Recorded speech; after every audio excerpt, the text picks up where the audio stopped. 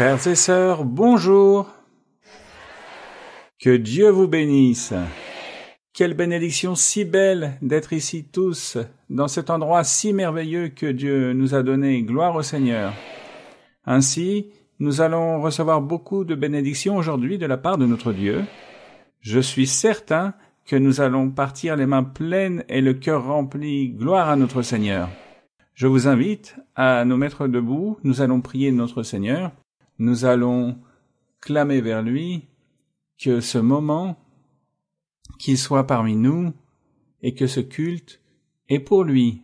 Nous allons donc remettre à notre Dieu notre cœur.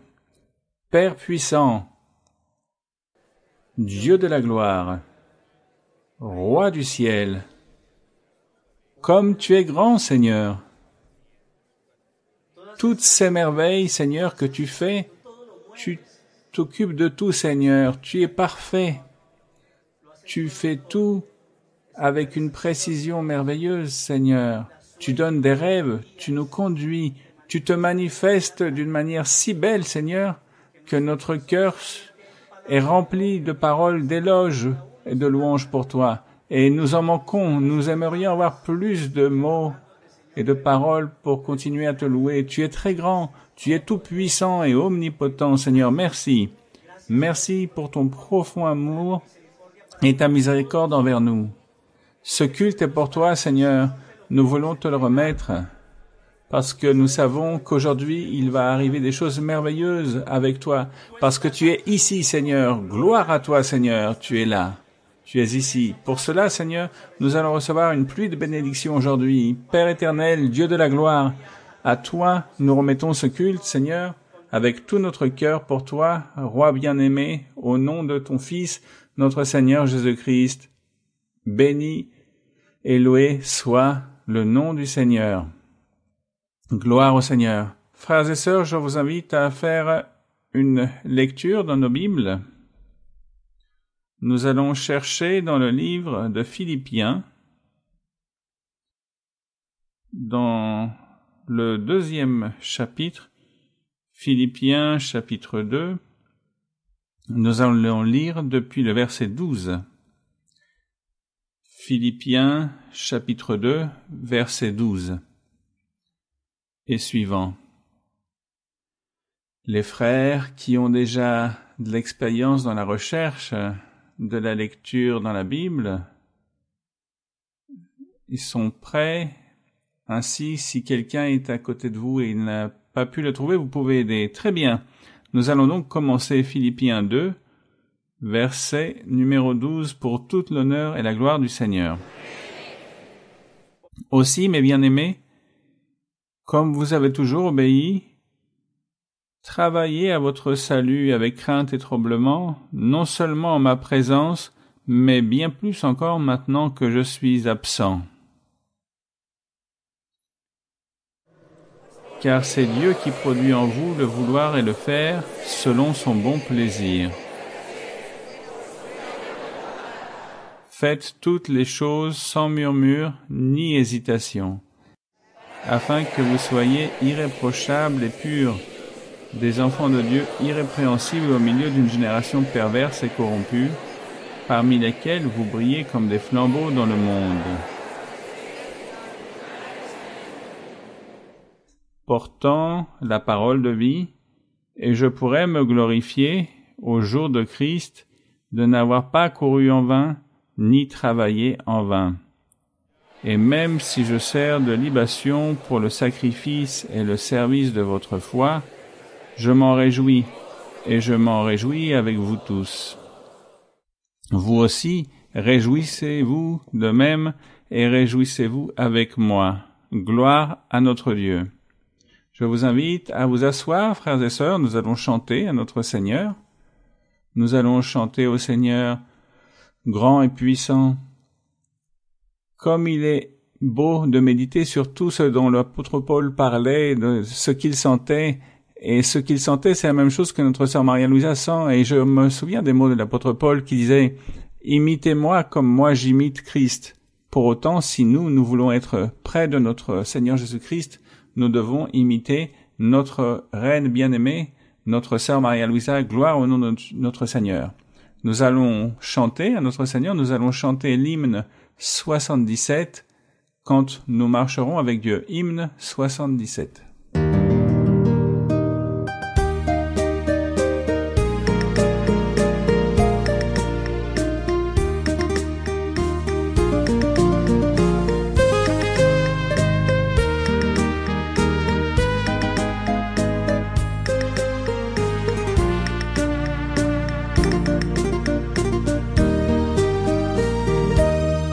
Cuando andemos con Dios, escuchando su voz, nuestra senda florida será. Si acatamos su ley, Él será nuestro Rey y con Él reinaremos allá. Obedecer, cumplir nuestro deber, si queréis ser felices, debéis obedecer. Cuando Cristo murió, nuestro llanto enjugó, proclamarle debemos doquier. Gozarás del amor de tu Rey y Señor, si obediente le quieres tú ser. Obedecer, cumplir nuestro deber, si queréis ser felices, debéis obedecer. No podremos probar sus delicias sin par si seguimos mundano el placer. Obtendremos su amor y el divino favor si sus leyes queremos hacer. Obedecer, cumplir nuestro deber, si queréis ser felices, debéis obedecer.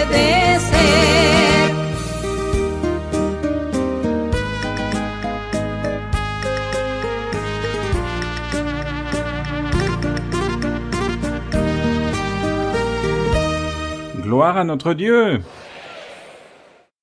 Nous sommes très bénis, gloire au Seigneur.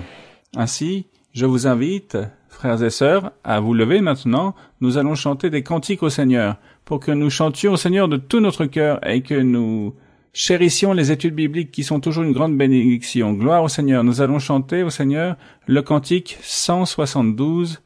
Je sais que tu es ici, Seigneur. Cantique 172.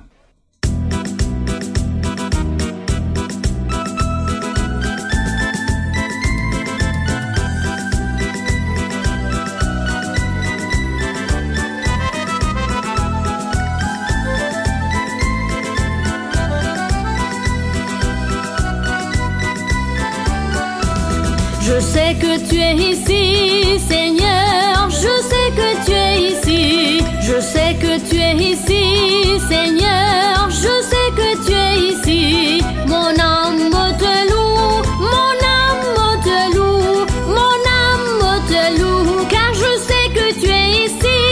Mon âme te loue, mon âme te loue, mon âme te loue, car je sais que tu es ici.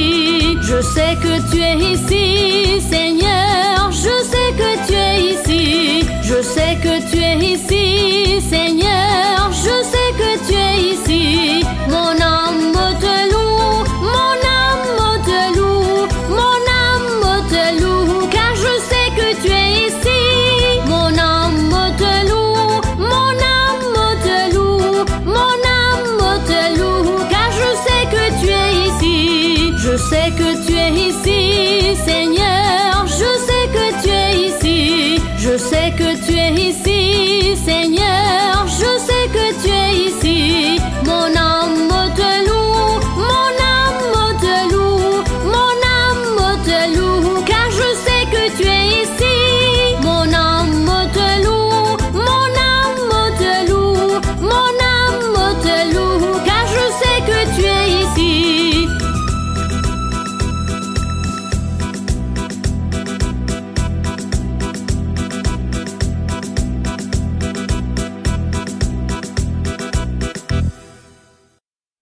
Mes frères, que Dieu vous bénisse. Je vous laisse en compagnie de notre reine bien-aimée, notre sœur Maria-Louisa. Que mon Seigneur vous bénisse tous, mes très chers frères et très chères sœurs. Vous pouvez vous asseoir. Que le Seigneur vous bénisse. Que Dieu vous bénisse. Je suis très heureuse, très joyeuse que le Seigneur m'ait permis de venir à ces endroits du nord d'Espagne. Je rends grâce à notre Dieu. Nous allons maintenant commencer, aujourd'hui, avec notre étude biblique. Je pense que vous êtes tous prêts avec vos questions, même si je sais que peut-être nous n'aurons pas trop l'opportunité d'écouter beaucoup de questions. Il y a beaucoup de frères et sœurs, mais vous allez apprendre. Vous allez apprendre cette doctrine, apprendre la manière adéquate de savoir comment bien nous comporter dans notre vie chrétienne, dans notre vie de tous les jours. Et c'est ce qu'il y a de plus important, que nous apprenions et que nous puissions mettre en pratique afin que Dieu soit heureux de nous, de notre comportement et que nous puissions lui plaire en tout et de cette façon il nous bénira. Nous allons donc débuter avec la première question. Sœur Maria-Louise, bonsoir, que Dieu vous bénisse. Recevez des chaleureuses salutations des frères et sœurs de l'église de Saint-Jacques de Compostelle de Galice. Sœur, mon cœur est très joyeux de pouvoir participer à cette célébration spirituelle et de voir la promesse du Seigneur accomplie du fait que je serai en train de vous poser une question et de témoigner. Car il y a quelques années, j'ai eu un cancer dans mon dos et le Seigneur m'a promis que j'allais être guérie et le Seigneur m'a donné un rêve avec vous et il m'a montré comment j'allais être soignée. Je suis allée chez les médecins. J'ai vu comment cette tumeur était disparue afin d'émerveiller les médecins. Que la gloire soit pour notre Seigneur. Seigneur. Nous rendons grâce à notre Dieu. Oui, ma sœur. Sœur, si vous me permettez, j'ai une question. Dans le livre de Job, chapitre 20, versets du 4 au 7 et verset 29. Oui. Le livre de Job, chapitre 20. Du verset 4 au 7 et le verset 29. Oui, ma sœur, vous pouvez lire. Ne sais-tu pas que de tout temps, depuis que l'homme a été placé sur la terre, le triomphe des méchants a été court et la joie des l'impie momentanée, quand il s'élèverait jusqu'aux cieux et que sa tête toucherait aux nues, il périra pour toujours comme son ordure, et ceux qui le voyaient diront « Où est-il » Je vais lire le verset 29, sœur. « Telle est la part que Dieu réserve aux méchants, tel est l'héritage que Dieu lui destine. »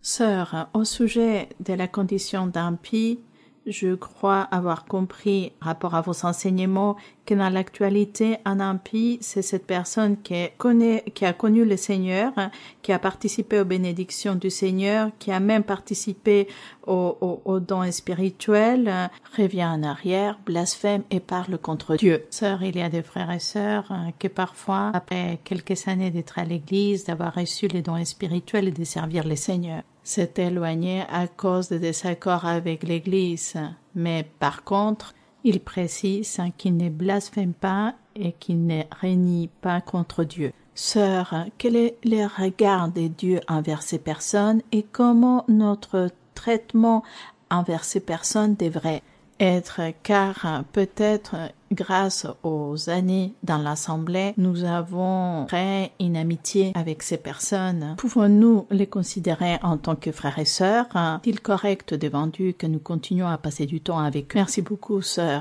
Bon, ces personnes, on ne peut pas dire qu'il s'agit d'impies. Cette personne que vous dites, qui est allée à l'église, qui a participé dans l'église, qui parlait de l'église, et participait avec les dons spirituels, avec l'enseignement, avec l'imposition des mains, bon. Peut-être elle parlait du Seigneur, d'être au service de Dieu, de la parole de Dieu. Cette personne qui aujourd'hui s'est rebellée et qui est partie, car elle n'était pas conforme avec quelque chose, et à cause de cela, elle est partie de l'Église.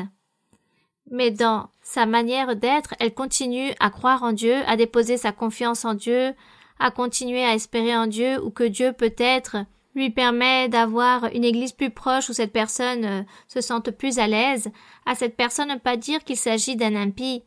L'impie, c'est celui qui se plaint de Dieu après avoir participé dans l'église avec les dons spirituels, d'avoir participé avec tout ce qu'on fait dans l'église, et qu'ensuite cette personne s'en va en disant qu'il s'agit d'un mensonge, que l'église c'est un mensonge, de tout ce qui se prêche il s'agit d'un mensonge et que cela ne provient pas de Dieu. Par exemple, les pharisiens, les sadducéens, c'étaient les Juifs dans l'ancien temps lorsque Jésus-Christ prêchait l'évangile.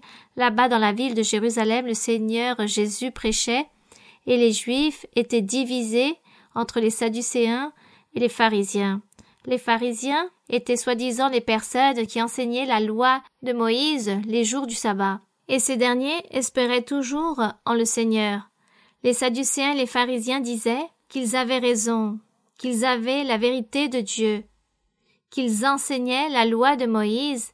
C'est pourquoi ils étaient saints, parfaits, car ils marchaient dans le véritable chemin du Seigneur et qu'ils faisaient la volonté de Dieu, car ils étaient en train d'enseigner la vérité de Dieu. Voici ce qu'ils croyaient.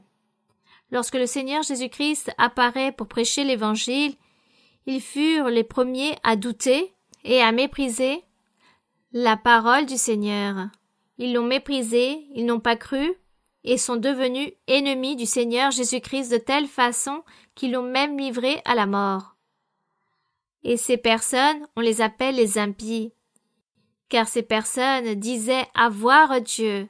Ces personnes disaient, nous sommes en train de lire la loi de Moïse, nous sommes en train de l'enseigner la loi de Moïse au peuple, nous lisons les prophètes, nous les enseignons, nous lisons les psaumes.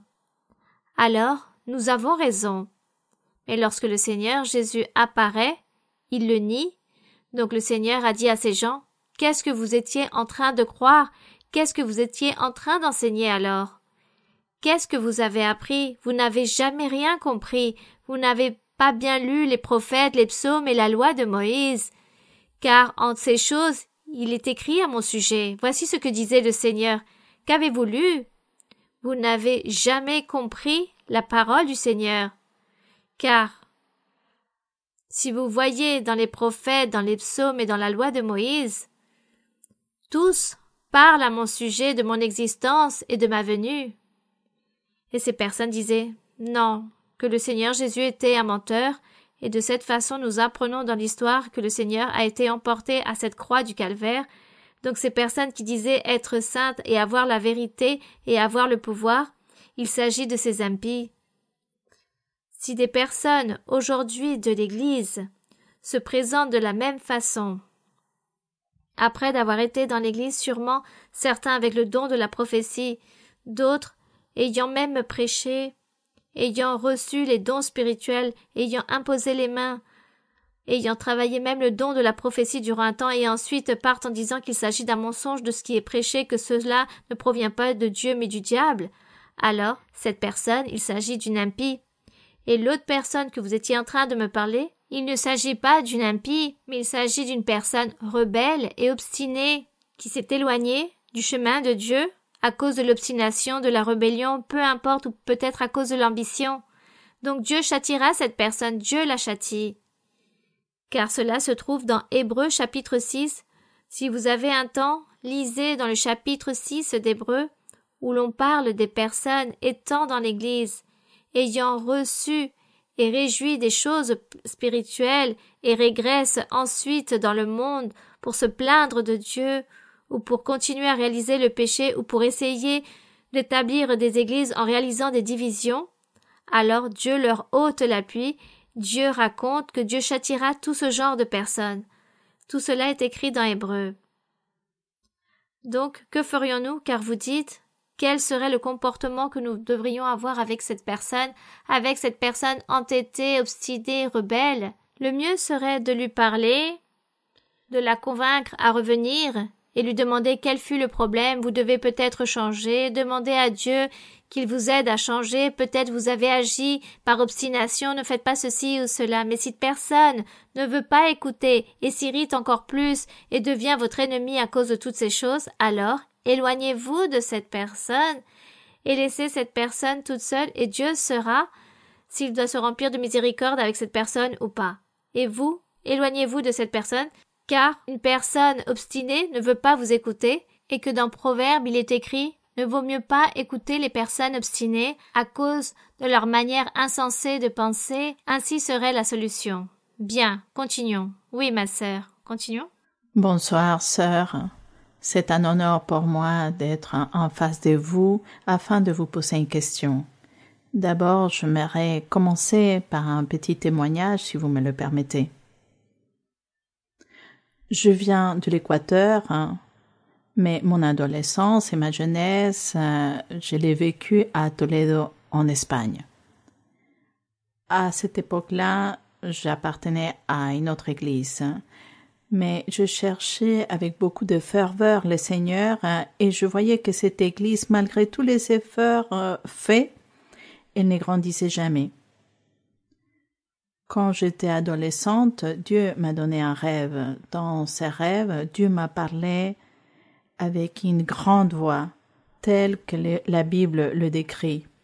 Et il me disait, « À toi, je vais t'enseigner le destin de l'église de Toledo. » À ce moment-là, je n'avais pas la capacité de comprendre à quoi Dieu faisait référence. 10 ans après, je suis arrivée à l'église et je me suis rappelé de ces rêves et j'ai fait ce que vous nous enseignez, sœur. J'ai cherché dans les dictionnaires le sens du mot destin. Cela veut dire les lieux où quelque chose doit aller. Donc, j'ai compris que le destin de l'église de Toledo était sa véritable église, l'église des dieux ministériels de Jésus-Christ international. Sœur, Dieu m'a permis de faire partie de la naissance de cette église et à travers des visions, il m'a montré comment elle va grandir. En plus, sœur, je vois l'accomplissement de la promesse du Seigneur que le Seigneur vous a faite dans cette première prophétie qu'il allait amener des âmes d'autres religions. Voilà mon témoignage, sœur. Nous rendons grâce au Seigneur, car Dieu est amour. Et Dieu a pris en compte le cœur de notre sœur. Cela me rappelle, dans le premier message que Dieu a donné, il y a à peu près plus de 60 ans, dans ce premier message que nous étions à peine 4 personnes, je m'en souviens que le Seigneur avait dit, il disait qu'il n'allait pas se manifester dans ces confessions qui disaient être chrétiennes car ils étaient matérialistes et ne cherchaient pas les choses spirituelles, mais ces gens étaient préoccupés juste pour les choses matérielles. Et je disais, Seigneur, cela ne peut pas être ainsi. Il doit exister un petit groupe qui t'aime et qui te cherche avec tout leur cœur. Et le Seigneur disait, il n'y en existe pas. Et si dans ces assemblées il y a une âme sincère qui me cherche avec tout son cœur et qui m'aime, je la sortirai de ce lieu. Je sortirai cette personne de ce lieu et je l'apporterai ici dans le lieu où je veux établir mon église. Et là, tout cela s'accomplit car la sœur dit qu'elle appartenait à une autre confession, mais elle aimait Dieu et elle cherchait Dieu avec tout son cœur. Et le Seigneur, qu'a-t-il fait? Il l'a sorti de là-bas et il l'a porté ici avec nous. Nous rendons grâce au Seigneur. Ici s'accomplit la promesse du Seigneur. Oui, ma sœur, allez-y. Sœur, maintenant, je voudrais vous poser une question. Et pour cela, je voudrais l'illustrer avec un verset dans le livre de Matthieu, chapitre 9, verset 16. Matthieu, chapitre 9, oui. 9, 16. Oui, ma sœur. Personne ne met une pièce de drap neuf à un vieil habit, car elle emporterait une partie de l'habit et la déchirure serait pire. Sœur, ma question est en relation avec la doctrine. Lorsque vous nous enseignez la doctrine, vous nous enseignez que c'est comme un habit. Les personnes qui viennent d'autres religions faisant relation à ce verset Nous venons donc portant un vieil habit, sœur. Quand je suis arrivée à l'église, pour moi, ça a été très difficile d'accepter la doctrine qui était enseignée ici à l'église. C'était comme si, vieil habit, je mettais des bouts de tissu de la nouvelle doctrine. C'était catastrophique. Jusqu'au moment que Dieu m'a habillée de la véritable doctrine que vous enseignez, sœur. Mais faisant allusion aux personnes qui viennent d'autres religions, je voudrais que vous nous donniez un conseil. Que pouvons-nous faire pour que cette vieille doctrine, c'est-à-dire cet habit, n'affecte pas notre vie spirituelle? Merci beaucoup, sœur, de votre réponse. Effectivement, ici, le Seigneur était en train d'expliquer, car il disait que les disciples sont arrivés et ont dit au Seigneur Jésus-Christ. Ils leur ont dit, « Seigneur, les disciples de Jean réalisent un jeûne. Ils jeûnent, tandis que nous ne jeûnons point. Pourquoi ?» Et le Seigneur leur répondit, « Les disciples de Jean doivent jeûner pour que Dieu les fortifie, pour que Dieu soit avec eux, pour que Dieu les appuie, pour que Dieu les garde des pièges de l'ennemi, du diable, de toutes ces attaques que le diable réalise en établissant des obstacles dans leur chemin. Tandis que mes disciples, disait le Seigneur, mes disciples n'ont pas besoin de jeûner, car ils sont avec moi. Comme ils sont avec moi, je vais les aider, je vais les fortifier. Je suis en train de leur enseigner la doctrine, le chemin, je suis avec eux, je suis en train de les garder du diable, des tromperies du diable. Donc, je suis en train de faire absolument tout, alors pourquoi vont-ils réaliser un jeûne? Et lorsque le Seigneur a donné cette explication, il dit qu'il leur a donné l'illustration, et il leur a dit « Cela est si semblable comme quelqu'un qui porte un drap neuf à un vieil habit. » C'est pourquoi il dit « Cette personne ne met une pièce de drap neuf à un vieil habit, car elle emporterait une partie de l'habit et la déchirure serait pire. » Donc, il y aurait une plus grande déchirure. Il n'y a pas de solution. Ainsi, comme les disciples, les miens, ils sont avec moi, je suis en train de leur tendre la main, de les aider. S'ils commencent à réaliser un jeûne, alors, je suis seul en train de prêcher l'évangile et mes disciples sont en train de jeûner. Vous voyez, cela n'a aucun sens. Car ils me demanderont, vous dites que vous avez la puissance. Si vous êtes le Seigneur, l'envoyé de Dieu, celui qui ôte le mal, qui ôte les afflictions, la maladie, qui ôte les dangers, qui est là en train de garder toutes les personnes de tout danger, alors comment vos disciples sont en train de jeûner et vous êtes seuls? Alors que prêchez-vous? Ce que vous êtes en train de prêcher n'est pas une réalité, car les disciples doivent jeûner pour se fortifier. C'est parce qu'ils marchent sans Dieu. Voici ce qu'il voulait faire comprendre. Les personnes allaient donc réaliser ces questions et faire ces murmurations à ce sujet. Si vous êtes Dieu, comment vos disciples vont-ils réaliser des jeûnes? Étant vous-même Dieu, les disciples doivent être bien avec vous, avoir une bonne stabilité. Tandis que ceux de Jean, non, parce que Jean, le diable aussi venait pour établir des pièges à Jean et ses disciples aussi devaient donc réaliser des jeûnes pour se fortifier. Tandis que les disciples du Seigneur Jésus n'en avaient pas besoin. C'est pourquoi le Seigneur a donné cette illustration au sujet des vêtements. Mais par rapport à ce que vous racontez dans votre expérience de votre vie, que vous dites que vous apparteniez à cette confession, et lorsque Dieu vous a apporté à ce lieu, c'était un peu difficile pour vous de pouvoir comprendre toutes ces choses. Cela est tout à fait normal. Cela arrive à beaucoup d'autres personnes, que parfois les choses sont difficiles à comprendre. Vous ne devez pas vous culpabiliser à cause de cela, mais juste attendre. Et lorsque nous aimons Dieu, peu à peu, nous commençons à comprendre et peu à peu, les choses vont s'éclairer jusqu'au jour où le Seigneur nous aide. Donc, vous êtes arrivés aujourd'hui que maintenant vous croyez, vous avez cette conviction et la sûreté qu'ici, Dieu se manifeste et il continuera à se manifester dans ce lieu. C'est cela. C'est ce qu'il y a de plus important. Mais non par rapport à votre habit, qu'il soit vieux ou nouveau. Vous aviez toujours cet habit correctement, mais Dieu vous a sorti de cet endroit et vous a apporté ici pour continuer à embellir cet habit que vous étiez déjà en train de porter. C'est plutôt cela. Bien, ma sœur. Continuons. Continuons, oui. Sœur Maria-Louisa, bonjour. Recevez un salut fraternel de l'église de Saint-Jacques-de-Compostelle en Galice. Sœur, nous vous aimons beaucoup dans le Seigneur, et être ici devant vous, c'était un grand souhait de mon cœur et une promesse que Dieu aujourd'hui accomplit. Sœur, si vous me permettez, ma question se trouve dans le livre de Jean, chapitre 2, versets du 13 au 17. Jean 2, du verset 13 au 17, oui? Je peux lire, Oui, sœur? mon frère. La Pâque des Juifs était proche, et Jésus monta à Jérusalem. Il trouva dans le temple les vendeurs de bœufs, de brebis et de pigeons, et les changeurs assis. Ayant fait un fouet avec des cordes, il les chassa tous du temple, ainsi que les brebis et les bœufs. Il dispersa la monnaie des changeurs et renversa les tables. Et il dit aux vendeurs de pigeons, « ôtez cela d'ici.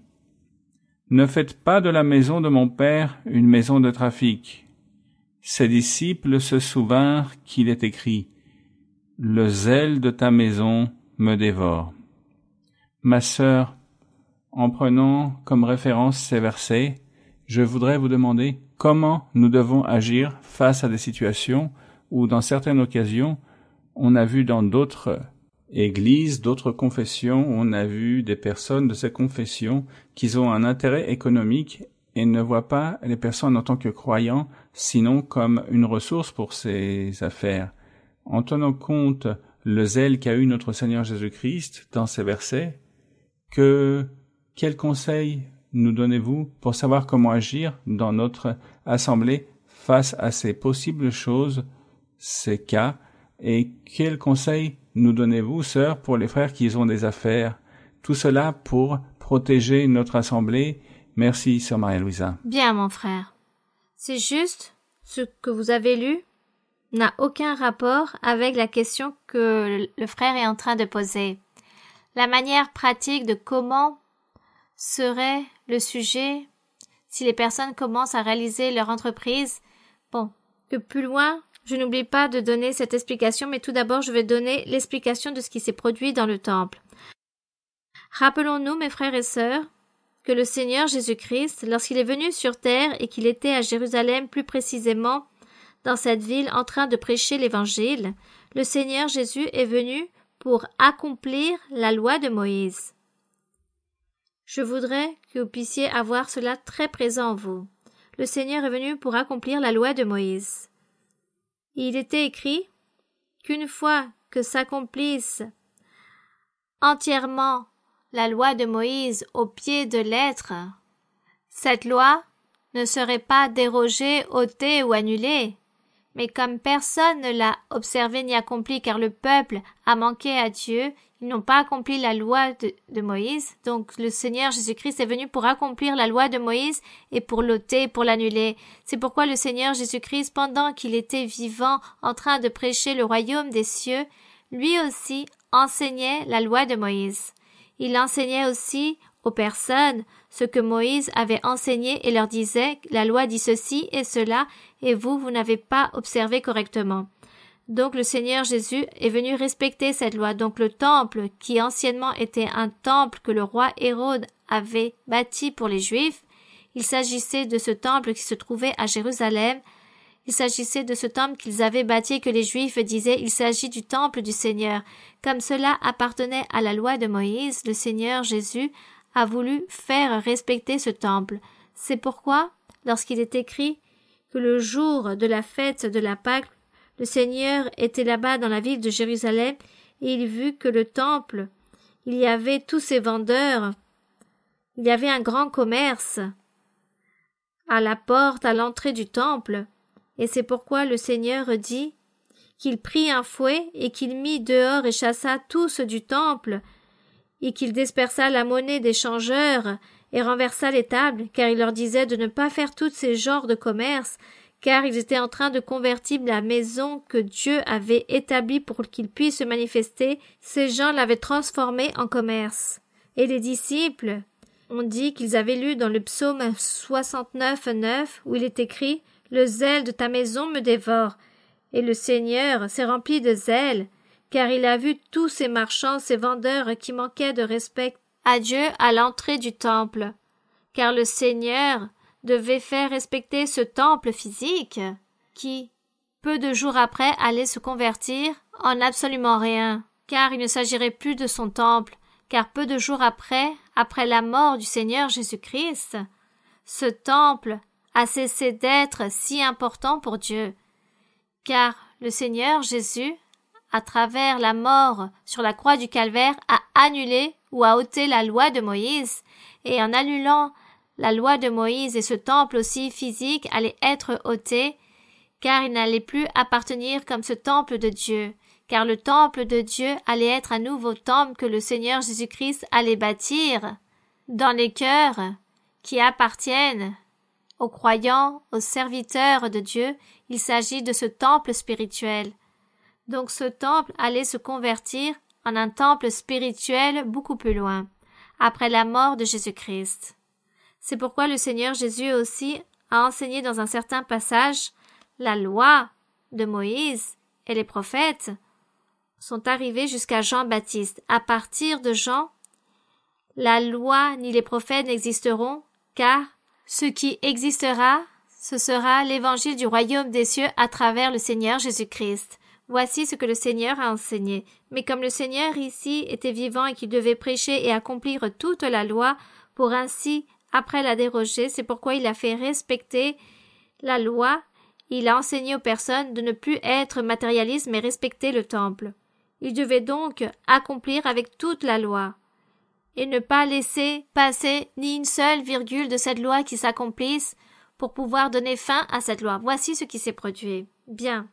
Voici en ce qui concerne avec l'explication du temple. Lorsque le Seigneur Jésus est mort et monté au ciel, ce temple est resté sans aucune validation. Maintenant, les personnes pouvaient faire tout ce qu'elles voulaient, car le seul temple qui comptait était le cœur d'un homme ou d'une femme qui aime Dieu, qui cherche Dieu, qui s'est converti à Dieu. Il s'agit de ce temple. Bien. Donc le frère dit qu'il y a beaucoup de personnes. C'est comme dans les assemblées que vous dites de certaines confessions religieuses. Si vous pouvez me répéter un peu plus au sujet de votre question? Oui, ma sœur, bien sûr. Parfois nous entendons dans le journal qu'il arrive que des personnes dans d'autres religions, dans d'autres... Ah oui, au sujet des affaires. Oui, mon frère. Donc j'ai entendu parler de beaucoup de confessions chrétiennes que lorsqu'elles vont donner l'enseignement, elles vont réaliser leur réunion comme elles n'ont rien à prêcher au sujet de la Bible, car elles disent qu'elles n'ont plus rien d'autre à enseigner, car elles n'ont pas l'aide du Saint-Esprit et n'ont Dieu non plus dans leur cœur. Alors, ces personnes ne vont jamais avoir de sujet de parler de Dieu et commencent à parler d'affaires, de commerce et commencent à dire aux croyants, je vais t'enseigner comment gérer tes finances, comment obtenir de l'argent, comment faire les choses pour obtenir de l'argent et comment gagner beaucoup d'argent. Voici ce que les personnes prêchent et enseignent aux personnes à réaliser des affaires. Bon, et les personnes sont trompées en disant qu'elles vont leur enseigner, qu'elles vont progresser dans leur vie. Certaines personnes me racontent cela car il s'agit de personnes qui viennent à notre assemblée appartenant à ces lieux et me racontent ce que ces personnes faisaient là-bas. Que certaines personnes disent « Donnez-moi de l'argent. Plus vous me donnez de l'argent, et plus Dieu va vous bénir. Alors donnez-moi tout l'argent que vous avez, et si vous avez même des montres en or, donnez-les-moi, et vous allez voir que Dieu va beaucoup vous bénir, et vous allez réussir dans vos affaires. » Il s'agit d'une tromperie, il s'agit d'un grand mensonge, d'une hypocrisie de la part de toutes ces personnes qui se mettent face à un pupitre pour enseigner des choses mensongères qui n'appartiennent pas à Dieu, au lieu de parler de Dieu, au lieu d'enseigner au sujet peut-être du péché, du chemin de Dieu. Non, les personnes trompent les autres avec toutes ces affaires.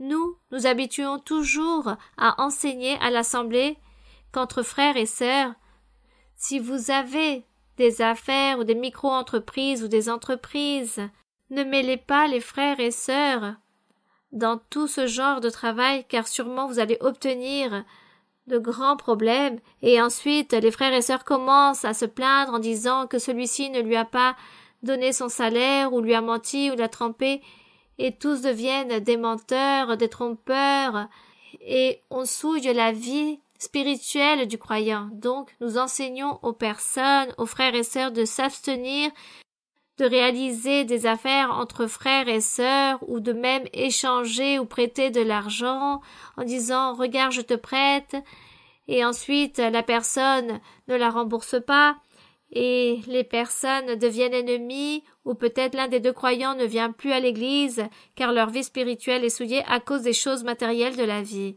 Donc, vaut mieux peut-être réaliser des affaires avec les personnes qui sont à l'extérieur, par exemple, puisqu'il y a beaucoup de personnes qui réalisent des prêts, et si vous n'avez pas comment rembourser, alors cette personne du monde va peut-être vous prendre tout ce que vous n'avez pas, et à côté continuera à vous demander l'argent qu'il vous a prêté. Alors imaginez-vous une personne de l'église qui commence à enlever tout à une autre personne de l'église. Imaginez-vous ce mauvais témoignage. Donc, la vie spirituelle des deux côtés se souille. Nous voulons éviter tout ce genre de choses. Que chacun essaie de travailler. Et peut-être, s'il y a des personnes, car je connais des personnes à travers mes voyages dans la ville, dans certains pays, qui ont de grandes entreprises et qui ont donné du travail à certains frères et sœurs de l'Église, mais on leur enseigne aux frères de l'Église, vous qui êtes employés, vous devez donner un bon témoignage. Vous devez travailler avec honnêteté, vous devez être droit, vous ne devez pas abuser des horaires, et que par le fait que vous allez à l'église, vous allez donc manquer de respect à votre chef, vous voyez, ou au patron, à votre directeur. Il ne faut pas manquer de respect, n'arrivez pas en retard, et non plus ne volez pas du temps de travail, car il s'agit d'un mauvais témoignage et votre vie spirituelle commence à chanceler, car Dieu voit aussi tous ces mauvais exemples ou ces mauvais témoignages, et Dieu ne va pas vous bénir dans votre vie spirituelle. Et vous allez dire, ah, mais c'est mon employeur, il m'a donné le travail, donc j'ai le droit d'arriver en retard, car comme nous sommes des frères et sœurs dans l'église, il ne va rien me dire.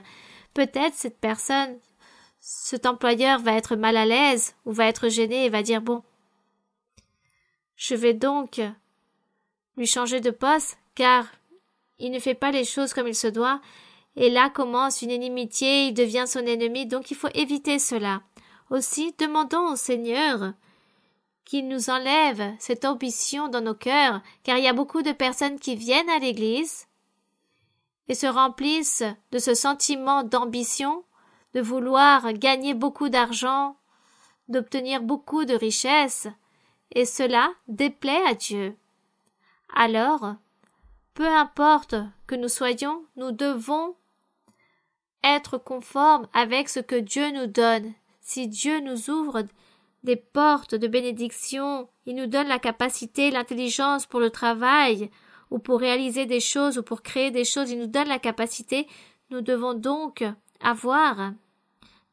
être heureux, être conforme avec ce qu'il nous donne et ne pas toujours se dire de vouloir accumuler, amasser, et donc je vais mentir aux autres, je vais mentir aux personnes par le fait de vouloir obtenir beaucoup de richesses pour obtenir un meilleur salaire, obtenir beaucoup plus d'argent, donc je commence à tromper les autres et surtout aux frères de l'Église. Cela est incorrect. Cela n'est pas correct. On vous le déconseille. Alors, dans l'Église, que nous soyons employeurs ou pas, employés ou pas, nous devons toujours être honnêtes, loyaux, toujours dans notre travail. Si vous travaillez aux personnes du monde, alors travaillez avec respect, avec honnêteté, et c'est Dieu qui regarde vos comportements, vos actions, vos œuvres, et si vous faites les choses correctement, Dieu vous bénit, vous récompense correctement, et il va vous donner en abondance, non seulement dans les choses matérielles, mais aussi dans les choses spirituelles. Mais si vous êtes malhonnête, si vous êtes un menteur hypocrite, alors en plus vous voulez vous remplir de richesses en ôtant aux autres, alors Dieu aussi vous ôtera des bénédictions spirituelles, il vous ôtera l'appui. Alors vous allez dire « Ah Seigneur, je veux les dons spirituels ». Dieu ne va pas vous donner des dons spirituels parce que vous êtes en train d'agir de manière malhonnête dans votre travail, dans votre affaire, dans votre entreprise. Vous faites les choses de manière incorrecte, alors Dieu ne va pas vous écouter, il ne va pas vous bénir. Voici ce que nous recommandons, d'être droit, honnête, sincère, juste. Faisons les choses correctement. Dieu est en train de nous observer, il nous regarde.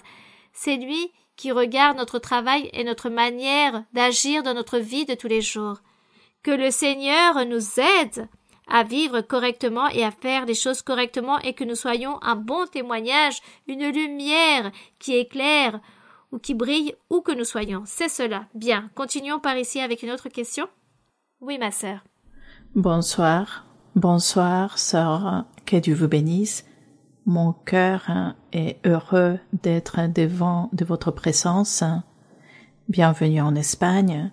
Recevez des cordiales salutations de l'église de Saragosse. Sœur, j'ai une question personnelle qui est basée sur un verset de la Bible. Deuxième livre de Timothée, chapitre 3.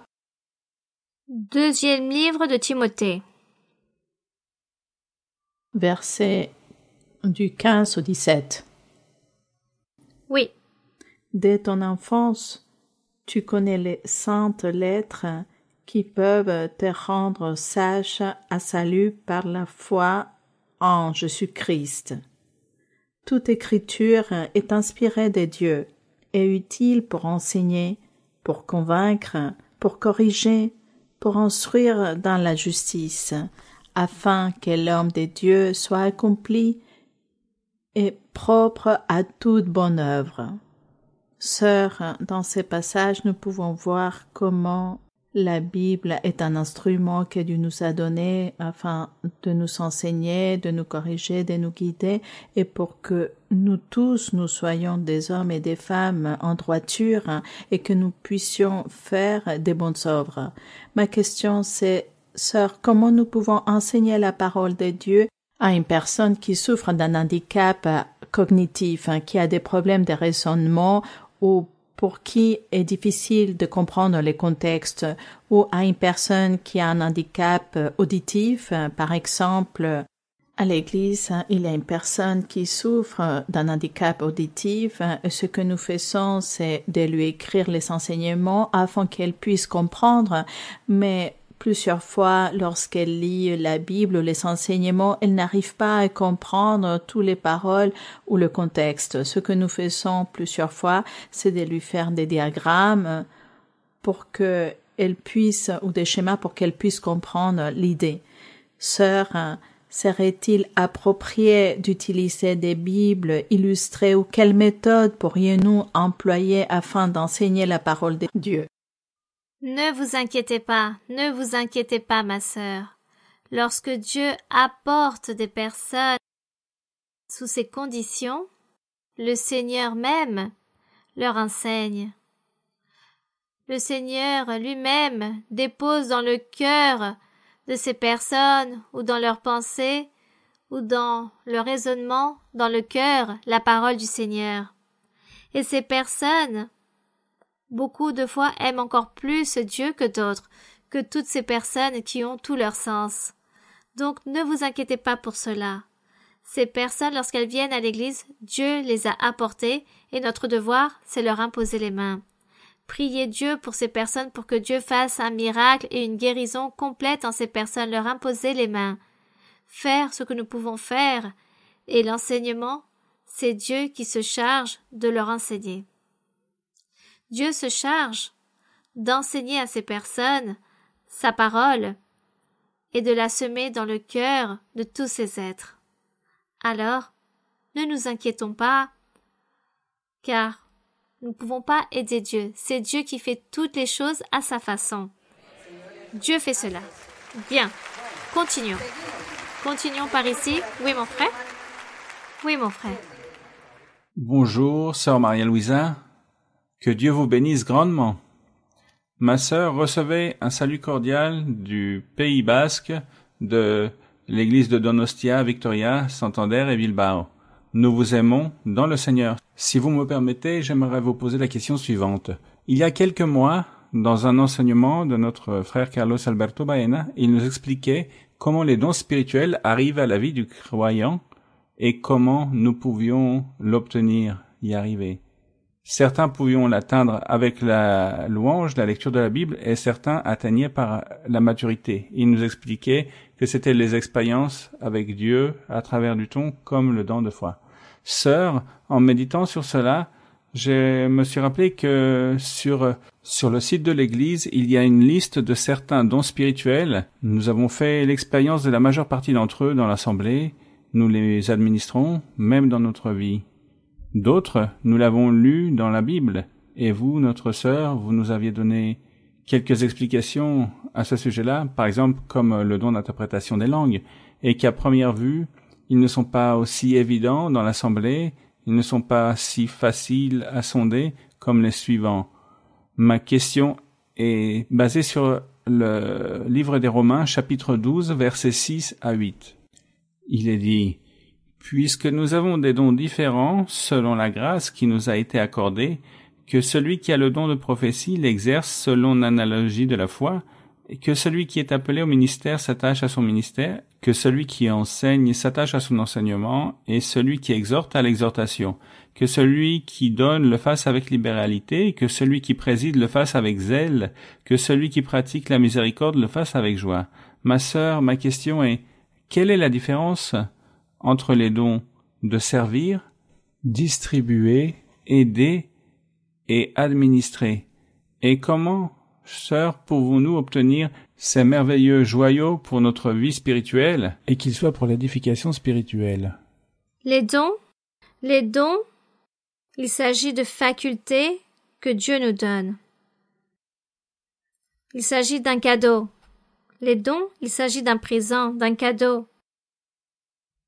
Dieu nous donne une capacité. Par exemple, on parle ici de celui qui aide, celui qui enseigne. Dans un autre passage de la Bible, celui qui enseigne, il s'agit d'un docteur qui a ce don. Celui qui exhorte est celui qui prêche ou qui enseigne la parole de Dieu, le chemin de Dieu, enseigne avec doctrine les personnes de faire ceci ou cela, de s'éloigner du péché au sujet de l'exhortation. L'exhortation, c'est comme parler d'un enseignement. Ce que nous appelons l'enseignement, la prédication, il s'agit de l'exhortation. L'exhortation, à aucun moment, ce n'est pas réprimander, rien de cela. Exhorter, c'est dire aux autres: suivez le chemin de Dieu, cherchez Dieu. Donc, on parle d'un enseignement, de la prédication. Nous ne parlons pas de prédication, mais dans la manière, dans la Bible, comment, ou dans le langage biblique ancien, on parle d'exhortation. Maintenant, dans le langage plus moderne, on parle d'un enseignement. De même, les autres mots aussi, qui ont eu leur temps, disons, à l'époque ancienne, et aujourd'hui peut-être, sont changés. Par exemple, de ce que nous faisons ici, le travail, le ministère, réellement il s'agit de la même chose. Il s'agit de capacités que Dieu donne à chaque être humain pour réaliser son travail et Dieu l'appuie. Donc, ayant différents dons, donc différentes capacités, Dieu donne cette faculté à la personne, l'intelligence, la sagesse, pour réaliser peut-être un travail correctement. Je ne sais pas si le frère, ce qu'il veut plutôt faire une différence des dons spirituels ou de toutes ces choses que nous réalisons dans notre vie spirituelle et que Dieu nous appuie et nous voyons que cela est bon dans notre vie spirituelle lorsque nous faisons toutes ces choses. Car il y a des personnes, par exemple dans l'Église aussi, lorsqu'elles lisent les psaumes ou lorsqu'elles commencent à chanter, il y a des personnes qui composent des chants, une mélodie, un chant, un hymne. Il s'agit de talents, de capacités, des dons que Dieu donne aux personnes. Non tous sont des compositeurs. C'est à qui Dieu donne les choses. Donc il s'agit des différentes capacités ou facultés que Dieu donne aux personnes dans l'Église et que chacun doit travailler selon ce que Dieu est en train de lui donner ou lui a donné, le faire, travailler dessus. Donc ici aussi, lorsqu'il parle au sujet, lorsqu'il est écrit à la fin, que non tous,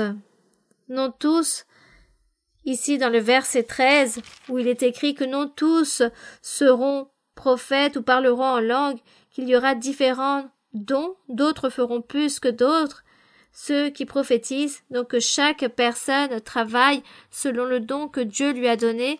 À certains, Dieu donne, disons, un peu plus ce talent, cette capacité, cette faculté, donc la personne réalise le travail à l'intérieur de l'assemblée. D'où l'appui de Dieu, c'est ce qu'il y a de plus important, car par le fait d'avoir ces dons, nous avons besoin de l'appui du Seigneur, le soutien de Dieu. Que Dieu soit toujours heureux avec nous, qu'il se plaise de ce que nous sommes et de ce que nous faisons, pour que de cette façon il nous aide, il nous appuie, que tout soit parfait et qu'il y ait ainsi de bons résultats dans l'assemblée avec tous ces dons qu'il y a à l'intérieur de l'Église. Même au sujet de la miséricorde, d'avoir de la patience, il s'agit de capacités que Dieu donne aux personnes aussi.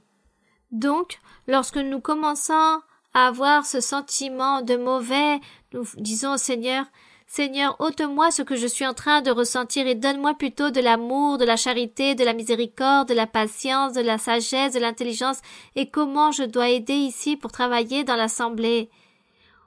On m'a demandé d'aider les personnes à s'asseoir. Donne-moi de la grâce pour moi, pour qui j'ai cette grâce face à ces personnes. Il s'agit aussi d'un don, la grâce que tu dois nous donner pour que nous puissions briller devant les personnes du monde. Il s'agit aussi d'un don de Dieu, il s'agit d'un cadeau de Dieu. Un don, il s'agit d'un cadeau. Donc, tous ces dons que Dieu nous donne dans l'Église pour que nous puissions travailler. Lorsque vous avez l'impression que vous n'avez pas cette grâce, cette capacité, alors demandez au Seigneur cela. Et les dons spirituels, lorsqu'on parle des dons spirituels, le don de la prophétie, par exemple, celui de parler en langue, comme le frère disait, le don d'interprétation de langue qui n'est pas si notoire. Mais parfois, Dieu donne aux personnes qui parlent des langues la capacité de pouvoir interpréter ce qu'elle est en train de dire dans ces langues. Maintenant, ces langues aussi se convertissent en prophétie. C'est pourquoi lorsqu'une sœur ou un frère impose les mains pour prophétiser, parfois, ce frère ou cette sœur commence à parler en langue, et ensuite, elle parle dans sa langue maternelle, et là, elle est en train d'interpréter ces langues, car elle est en train de dire dans sa propre langue, Dieu est en train de parler à cette personne. C'est pourquoi parfois nous disons « Ah, c'est très triste, nous ne voyons pas l'interprétation de langue. » Non, mais l'interprétation des langues est là, mais nous en rendons pas compte. Car on entend les langues, mais ensuite vient la langue, notre propre langage, et c'était les langues que nous étions en train de parler. Donc là se trouve l'interprétation. C'est juste que l'apôtre doit donner cet enseignement et énumérer tout ce que Dieu donne dans son Église, tout ce que Dieu donne pour son Église.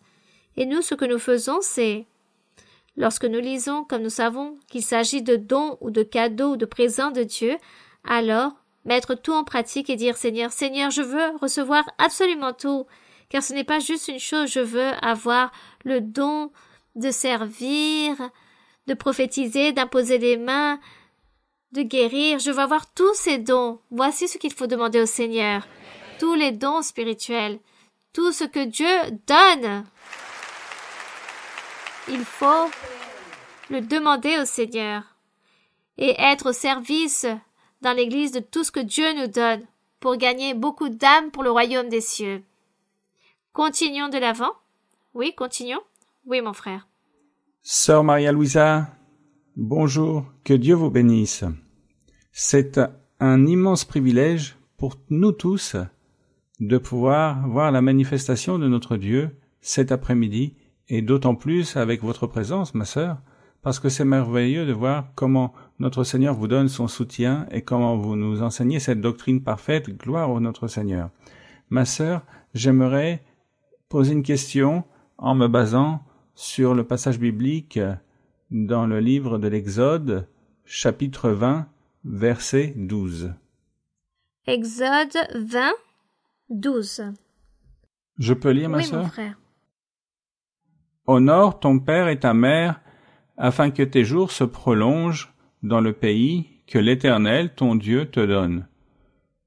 Ma sœur, il se présente souvent la situation du croyant qui a son père biologique, qui n'assiste pas à l'Église et qui n'a jamais été présent pour élever, pour s'occuper de ce croyant. Sinon, au contraire, il a plutôt amené des problèmes, des humiliations, des difficultés. Et aussi, ce croyant a son père qui s'est occupé de lui, qui n'est pas son père biologique, mais qui a toujours été présent, qui a apporté des valeurs, de l'aide, de la compagnie. Et dans beaucoup d'occasions, celui-là, oui, assiste à l'Église. À un certain point de la vie du croyant, le père biologique veut s'approcher du croyant pour obtenir des bénéfices ou une aide économique. Mais comme dans la vie du croyant, il y a des impositions, des mauvais traitements psychologiques, des mauvais exemples, et même des moments de dispute constante, le croyant chérit et respecte son père, la personne qui l'a élevé, parce qu'il a toujours été là, mais il reste en contact avec son père biologique uniquement par amour pour Dieu et par son témoignage, même s'il a le risque constant de voir sa vie spirituelle affectée du fait de tout ce que inclut et induit le contact avec cette personne qui souvent, dans de nombreuses occasions, peut arriver à mal parler de l'Église et à la critiquer. J'aimerais que, s'il vous plaît, vous nous expliquiez, à la lumière de la doctrine, dans ce cas, jusqu'où aller. Où est la limite de ce commandement d'honorer son père et sa mère, s'il y a une limite? Toujours pour protéger la vie spirituelle, sachant que ces parents qui ne sont pas dans l'Église sont ou seront un jour des personnes âgées qui auront besoin d'aide, mais qui aussi peuvent générer chez le croyant une racine d'amertume et un poids constant dans le cœur du croyant pour leur dureté et pour le fait même de l'Évangile que nous suivons. Que Dieu vous bénisse, ma sœur. Merci pour votre réponse. Oui, mon frère. Il s'agit d'un sujet très complexe. Il s'agit d'un sujet très compliqué. Car si nous devons tout d'abord voir la racine du sujet, du problème, le fondement de toutes ces choses, lorsque Dieu a donné cet enseignement à travers Moïse, honore ton père et ta mère, Dieu était en train d'établir un peuple parfait, un peuple saint, un peuple unique, où tous étaient en train de se soumettre au gouvernement de Moïse. Car ensuite, à cause de la désobéissance, une fois que Dieu a dicté ses lois et a dit à Moïse, « Voici la liste des béatitudes que recevront ceux qui accomplissent les commandements, ceux qui accomplissent avec toute la loi que je t'ai donnée à toi, Moïse. » Mais le Seigneur lui dit aussi, « Ceux qui accompliront ma loi, ma parole, obtiendront toutes ces béatitudes, et ces béatitudes, ces bénédictions se trouvent dans Deutéronome et dans Lévitique. Mais du contraire, ceux qui n'accompliront pas cette loi que je te prescris aujourd'hui, alors viendront tous ces malheurs.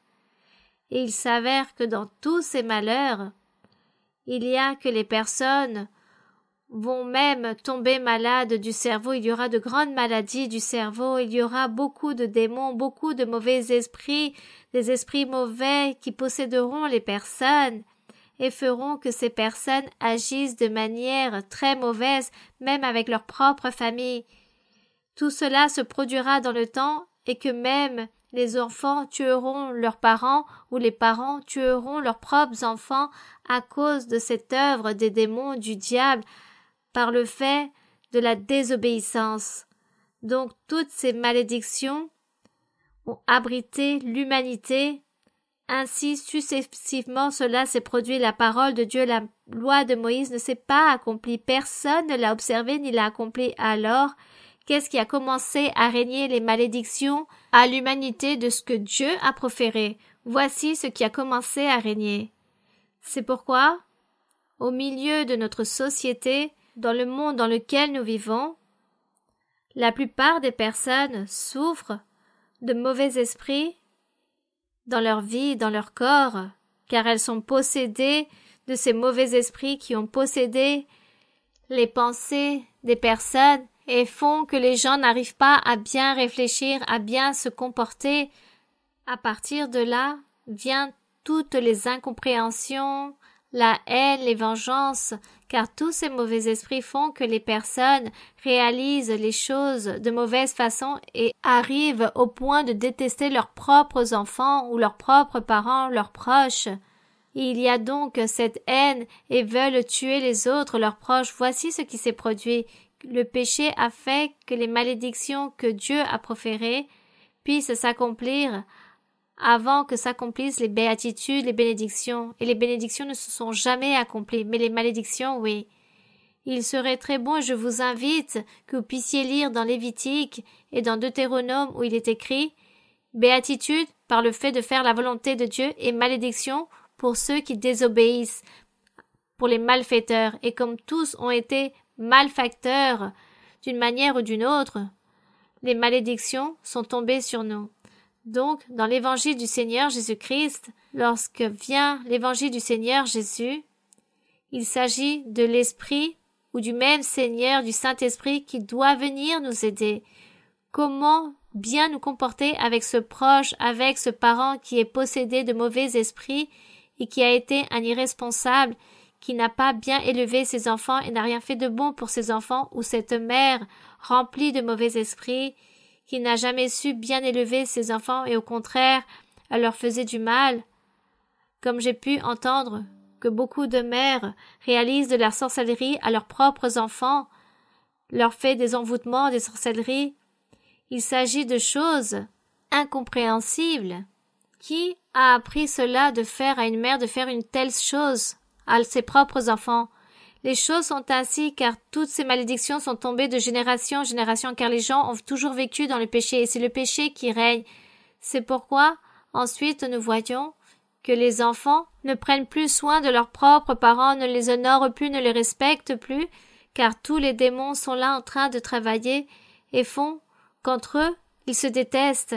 Et on ne voit plus non plus que les parents aillent chérir leurs propres enfants car les démons qui sont là en train de travailler dans leur cœur, dans leurs pensées, leur empêchent de faire des choses correctes, dont tout est devenu un désordre dans la vie de chaque être.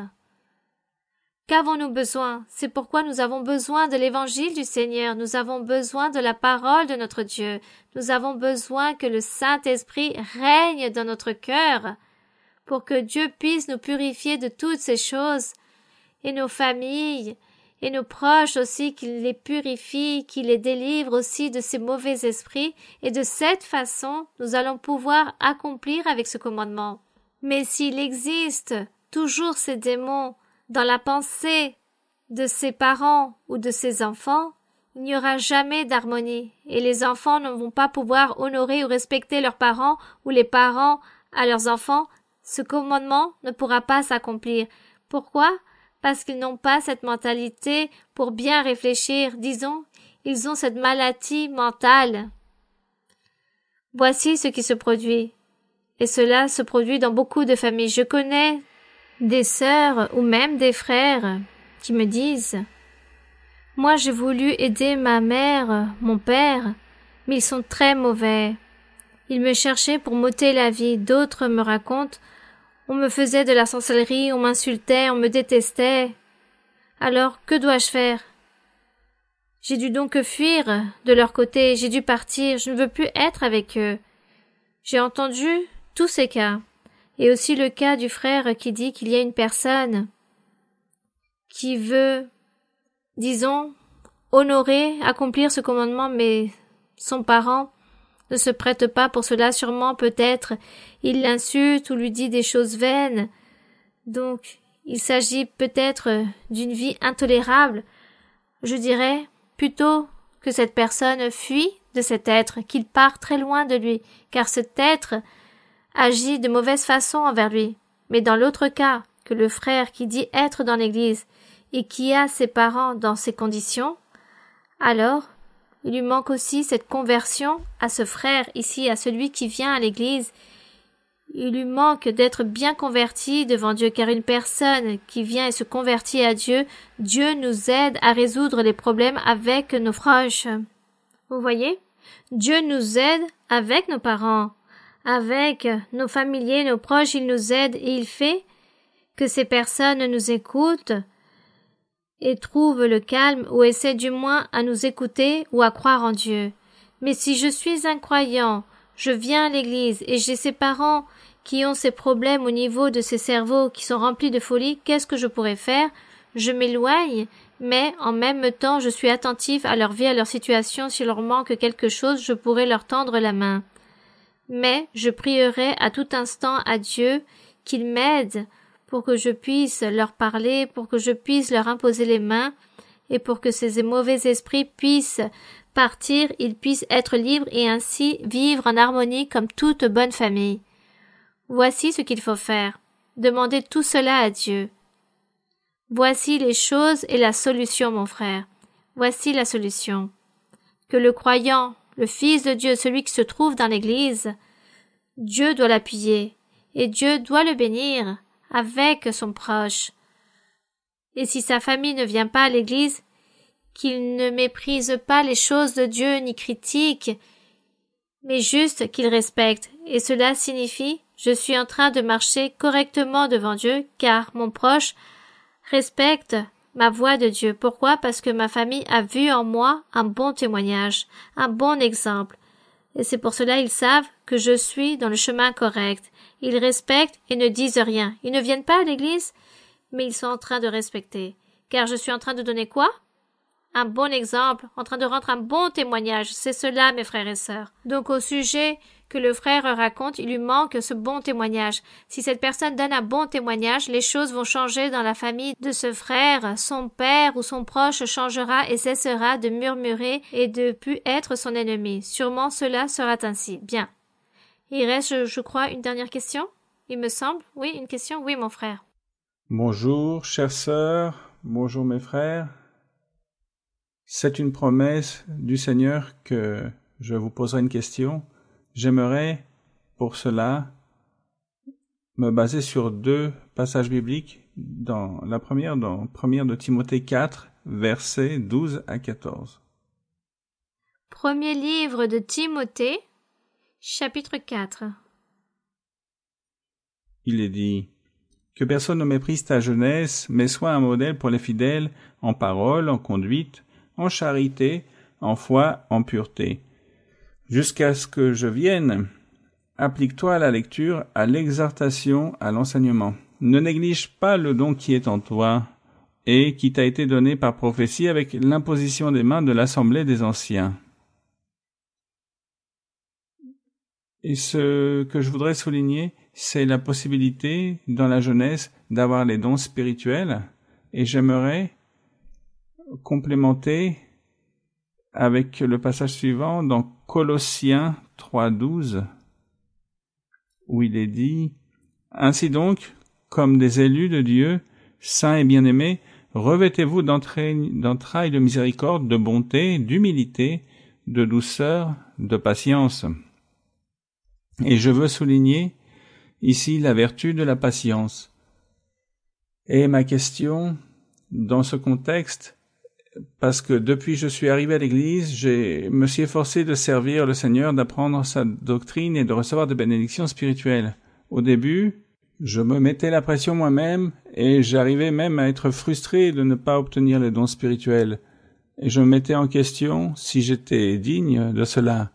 Néanmoins, le Seigneur, dans sa miséricorde, m'a consolé à travers des prophéties, m'a donné des expériences spirituelles et j'ai vu dans la Bible qu'il y a des jeunes qui sont distingués, comme Daniel, comme Josué, mais nous ne pouvons pas voir cette croissance spirituelle quotidienne. Heureusement, nous avons l'exemple, le vôtre, sœur, qui nous partagez vos expériences de croissance spirituelle dans le livre Expérience et dans les études bibliques, en nous rappelant qu'il y a toujours plus à prendre dans les chemins du Seigneur. Et pour cela, j'aimerais vous demander, s'il vous plaît, que vous nous donner plus de conseils sur comment nous pouvons éviter de tomber dans l'impatience pendant que nous attendons d'attendre la maturité spirituelle pour administrer les dons spirituels. Merci, sœur. Bien, mon frère, c'est toujours la même chose. Notre Seigneur nous dit toujours, sois constant, sois ferme, sois constant, persévère, lutte. Une personne qui persévère, c'est parce qu'une personne se remplit de patience, de persévérer, d'espérer en le Seigneur, continuer à insister à tout instant dans nos prières, dans toutes les suppliques que nous faisons devant notre Dieu, nous sommes toujours en train de demander au Seigneur qu'il nous aide à ôter nos faiblesses, qu'il nous aide à être parfaits, qu'il nous donne des dons parfaits, qu'il nous enseigne son chemin, qu'il nous guide, qu'il nous oriente. Il s'agit d'une constante. À tout instant, à tout moment, nous demandons au Seigneur la même chose. Donc il faut continuer, il faut persévérer, c'est continuer à avoir de la patience. Lorsqu'il dit qu'il faut être patient, c'est attendre le moment de Dieu, car le temps de Dieu, lorsque le Seigneur dit promptement, je vais faire ceci ou cela, ce promptement peut durer beaucoup d'années. Et donc, j'attends, je crois en le Seigneur, je suis patient, j'ai cette assurance en le Seigneur, j'ai donc cette patience d'attendre, d'espérer en le Seigneur le temps qu'il fera. Nous ne devons jamais nous lasser, nous ne devons jamais nous sentir vaincus, mais au contraire, continuer de l'avant.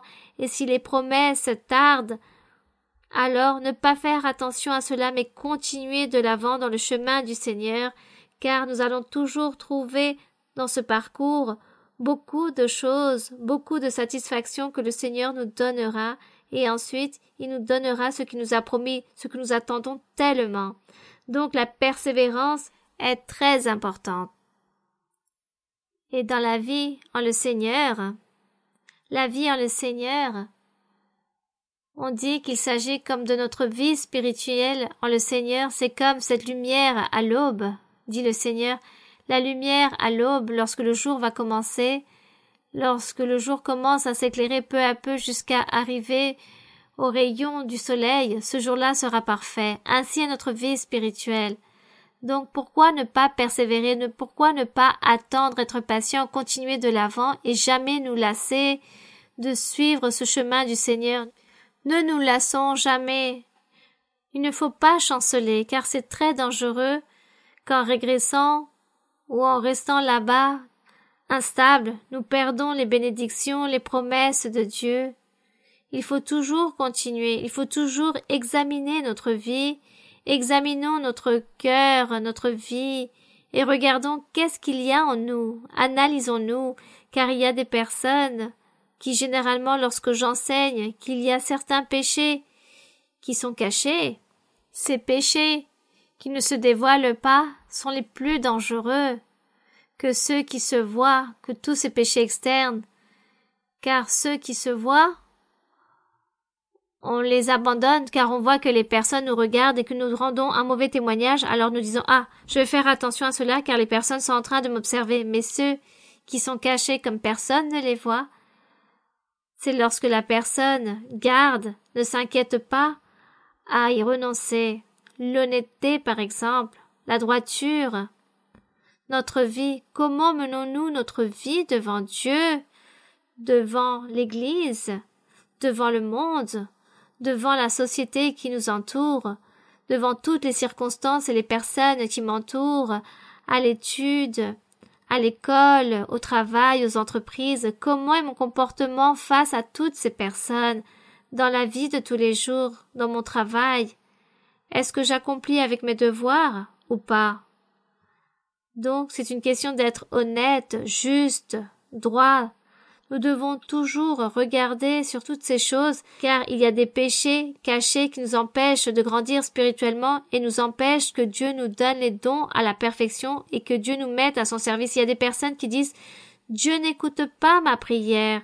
Je prie le Seigneur, il ne m'écoute pas. » Sûrement cette personne, il lui manque de la repentance ou reconnaître ses propres péchés cachés, ou peut-être elle ne se rend même pas compte qu'elle les a. Elle agit, elle n'en se rend pas compte, et elle a l'impression qu'elle marche dans la droiture et fait les choses correctement. Mais si vous ne vous rendez pas compte de vos propres péchés cachés, alors demandez au Seigneur qu'il vous aide, qu'il vous dévoile, qu'il vous montre et vous enseigne en quoi vous êtes en train de manquer au Seigneur, afin de changer. Car peut-être vous êtes une personne envieuse, ou une personne qui aime murmurer, ou qui est rancunière, ou vous avez de la haine contre quelqu'un, ou peut-être vous êtes en train de tromper quelqu'un, vous êtes en train de mentir, peut-être vous mentez aux personnes et vous rendez même pas compte, vous trompez quelqu'un, vous êtes en train de tromper les gens, ou vous voulez recevoir un propre profit et vous trompez les autres pour recevoir ce que vous voulez. Et pour vous, cela ne vous semble pas incorrect, mais tout cela nuit à notre vie spirituelle et c'est pour cela que Dieu ne nous écoute pas, n'écoute pas nos prières. C'est pourquoi Dieu tarde à accomplir ou exaucer ce que nous lui demandons. Donc, dans notre prière, celle que nous réalisons, nous devons demander au Seigneur qu'il nous aide. Seigneur, aide-moi, car moi-même je suis incapable de découvrir mes propres péchés qui sont cachés.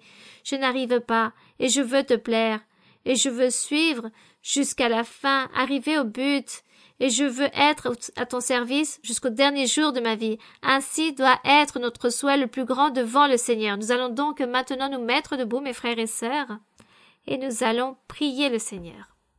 Et dans notre prière, nous demandons au Seigneur pour tous ces péchés cachés, nous demandons aussi au Seigneur pour tous nos besoins, pour toutes nos nécessités, les souhaits que nous portons dans nos cœurs. Nous demandons au Seigneur qu'il nous donne cet appui, qu'il nous donne de sa faculté, de sa puissance, de son pouvoir pour son œuvre évangélique. Car aujourd'hui vous êtes ici, demain vous ne serez peut-être plus là, vous serez dans d'autres lieux en train de voyager, mais où que vous soyez, vous devez emporter la puissance de Dieu, le soutien, la puissance de Dieu, l'appui de Dieu pour que Dieu vous aide, pour que vous puissiez aussi sauver une âme qui se trouve emprisonnée par l'ennemi, sauver une âme avec votre témoignage, avec votre manière d'évangéliser, avec votre imposition de main, que le Seigneur fasse des miracles, qu'il vous mette à son service. Voici ce que nous tous nous devons faire et nous devons demander au Seigneur, car ainsi est notre devoir. Nous avons tous ce devoir d'évangéliser le monde. C'est le devoir que Dieu nous a établi d'évangéliser le monde, de parler aux personnes de Dieu pour que les personnes connaissent qu'il existe un Dieu et que Dieu est réel. Nous allons donc prier. Béni soit notre Dieu, béni soit notre Dieu tout-puissant.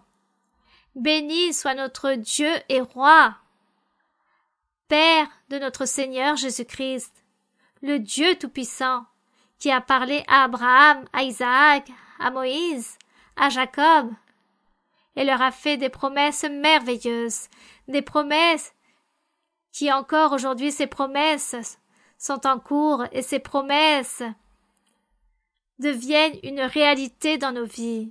Seigneur, nous te rendons grâce pour ta parole, nous te rendons grâce pour la vie, pour permettre que le diable n'aille pas nous ôter ce livre, la Bible, où on parle à ton sujet, de ton chemin, et qu'avec l'aide du Saint-Esprit, toute cette doctrine nous soit éclairée, car le Saint-Esprit ne s'éloigne jamais de nous. Il sera toujours avec nous pour nous enseigner, pour nous orienter, pour nous guider, pour faire les choses correctement, vers ce bon sentier, ces voies droites et justes par lesquelles nous devons suivre et marcher tous les jours. Père céleste, au nom glorieux de Jésus-Christ, ton Fils bien-aimé, je te demande, mon Seigneur, de tendre ta main toute-puissante sur chaque frère et sœur, chaque homme, femme, enfant, personnes âgées, peu importe l'âge, tends ta main.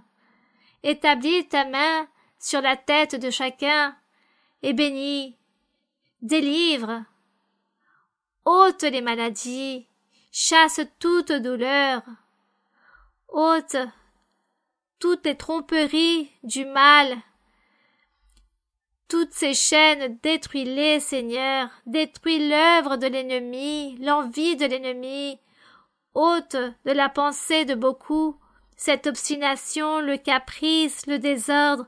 Chasse tous ces vices, les faiblesses. Chasse toutes ces choses malhonnêtes que l'ennemi est toujours en train d'exciter l'homme ou la femme pour réaliser le péché, pour réaliser toutes ces choses mauvaises devant toi, mon Seigneur. Non seulement ici nous sommes en train de te demander toutes ces choses, mais aussi à tous les frères et sœurs qui vont nous voir dans cette vidéo. Seigneur, bénis-les, purifie-les, délivre-les, bénis-les, Seigneur, donne-leur en abondance dans leur chemin, enseigne-leur le chemin de la perfection pour que puisse s'accomplir ta parole, pour que puisse s'accomplir toutes tes promesses qui sont écrites dans les psaumes. Lorsqu'il est écrit que celui qui marchera dans le chemin de la perfection, celui-ci sera sauvé, celui-ci servira notre Dieu. Et nous voulons marcher dans le chemin de la perfection pour être à ton service, pour que tu puisses poser tes yeux sur nous, pour que tu puisses nous regarder, étendre ta main et nous bénir et nous donner beaucoup de dons spirituels et que tu puisses nous donner de ta puissance, de la connaissance, de l'intelligence, la connaissance de ta vérité, de la sagesse et que tu puisses nous bénir dans toutes les choses matérielles de la vie. Sans avoir aucune ambition dans notre cœur, ni de l'égoïsme, ni aucune chose mauvaise dans notre cœur, mais faire toutes les choses avec sagesse pour recevoir ta bénédiction avec beaucoup d'intelligence, avec beaucoup de sagesse. Aide-nous, Seigneur, à vivre une vie droite devant toi.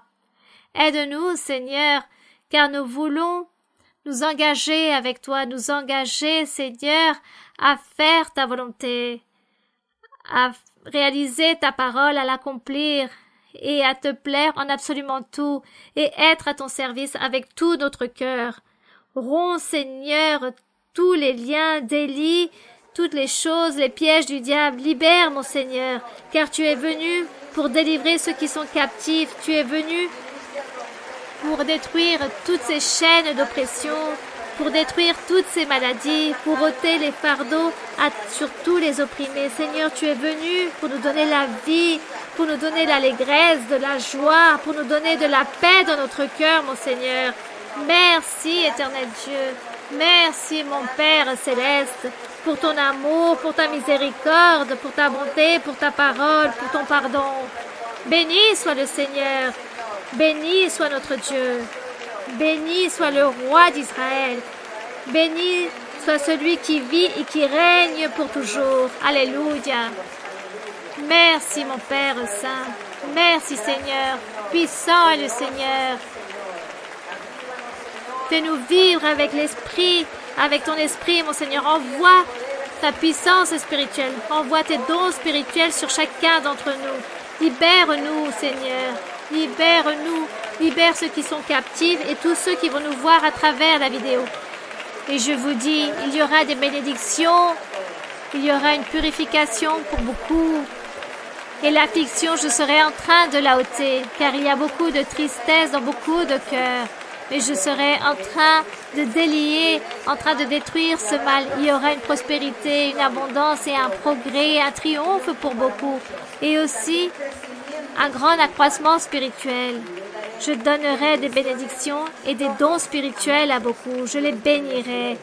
Et je serai en train d'ouvrir mon église. Je serai en train de grandir et de multiplier tous les lieux. Et j'apporterai beaucoup de personnes dans mes endroits pour les bénir.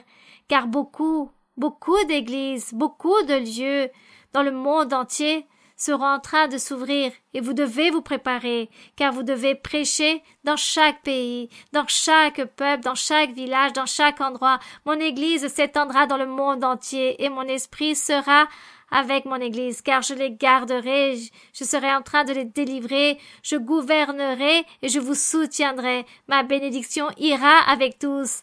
La pureté, la délivrance aussi se feront voir sur chacun.